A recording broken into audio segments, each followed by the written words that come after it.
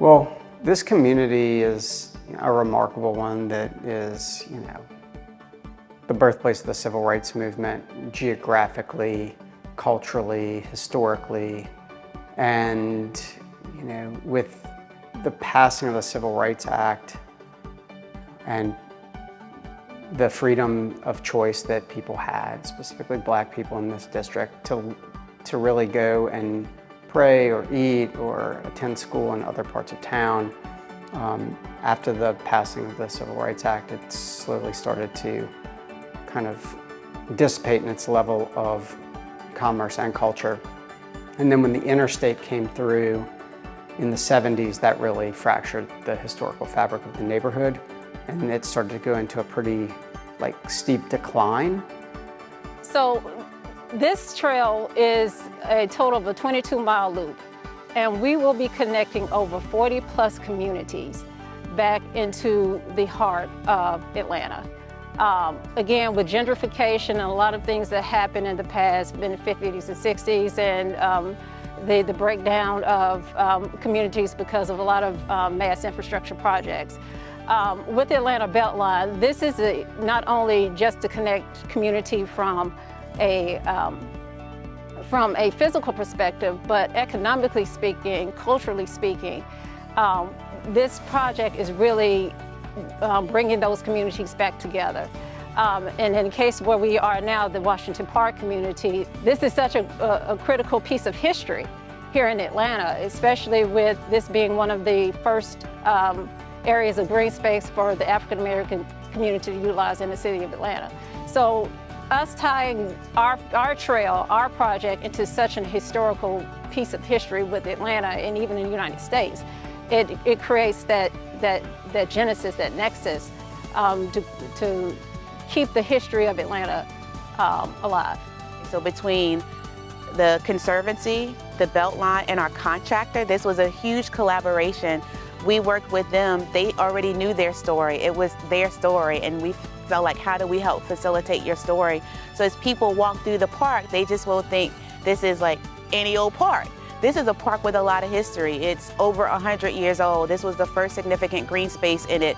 Probably about a block and a half away is the first high school, Washington High School, that kids, African American kids, could go to. So this area is very rich in history.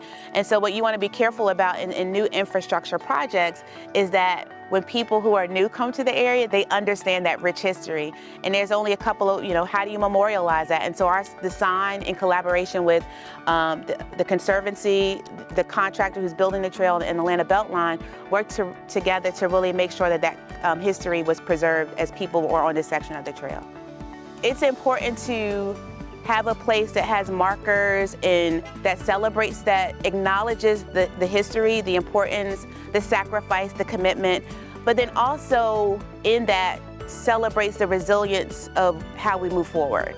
So I think it's a combination of the two. If there's a way to incorporate art and activations to fuse what happened in the past and how that's the foundation, but then also the light forward, and how do you tell that, and what's the way you do that? So I think art, 3D art, murals are a great way to tell the history, celebrate where we are now and where we hope to go.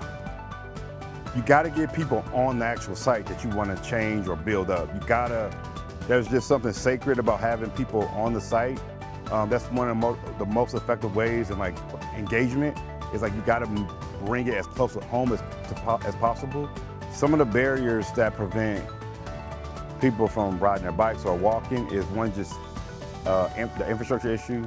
There's not a lot of public transportation.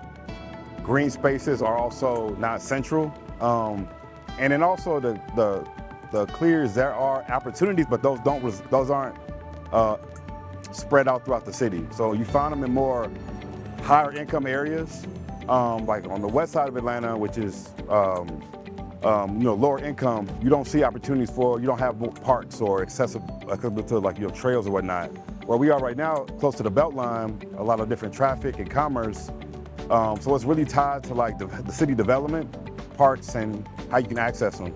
Walking is pretty big here because of it being a major tourist attraction.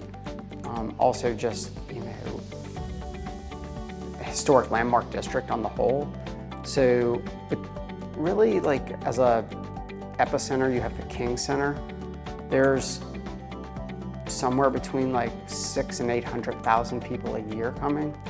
I think that walking is great, but then you don't have the same type of like access and equity.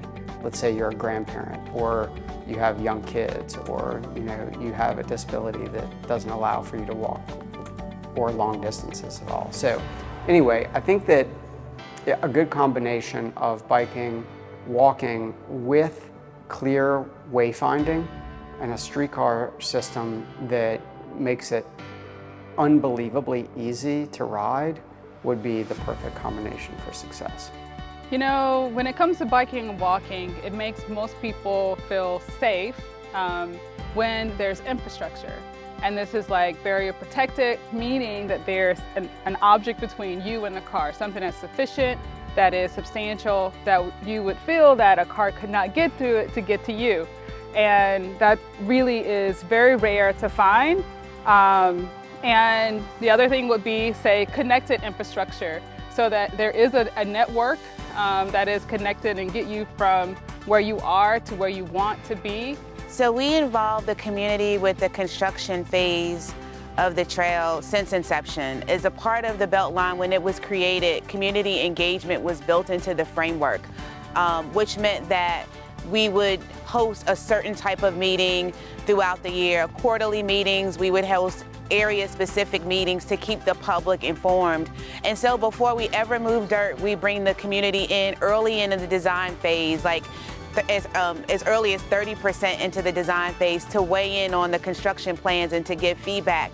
And they give feedback all the way up to 100% of design.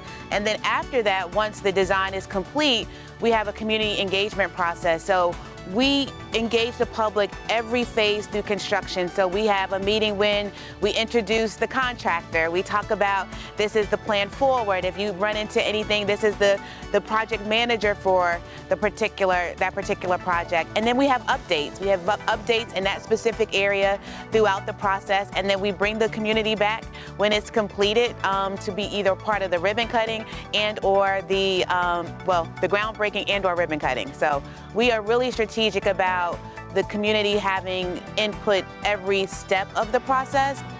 I think that this is a real opportunity for not just like the state of Alabama, but also the nation, to really see how you do a memorial project inside the community.